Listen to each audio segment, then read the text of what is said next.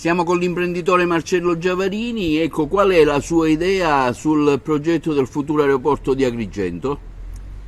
Indubbiamente l'aeroporto di Agrigento sarebbe un grande volano per il turismo, creerebbe un indotto economico non indifferente, quindi la mia idea è positiva.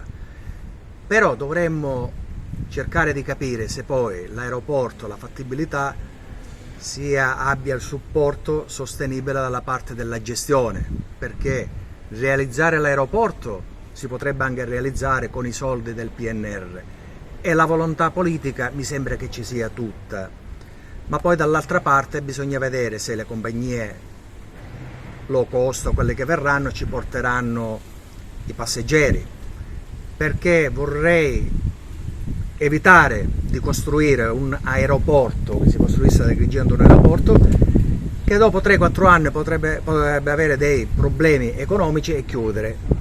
Quindi bisogna fare in modo che questo non avvenga, e cioè partire prima con un business plan, con una due diligence e, secondo me, qualcuno che coordini il tutto, fare dei contratti, dei memorandum addendum con le compagnie aeree che effettivamente abbiano interesse a portare i passeggeri. E allora questo è un progetto vincente. Io lo sposo, sono pronto a sottoscrivere le quote, anche in maniera molto più sensibile, però a patto che ci siano queste condizioni. Si parla di Licata come, diciamo, luogo scelto, almeno l'ingegnere Hamel parlava di un progetto che l'ENAC ha già vagliato. Sì, Licata se ne parla da 30 anni dell'aeroporto, quindi c'è tutti i terreni che si trovano vicino Piana Romana che sono già predisposti, sarebbe un'ottima posizione.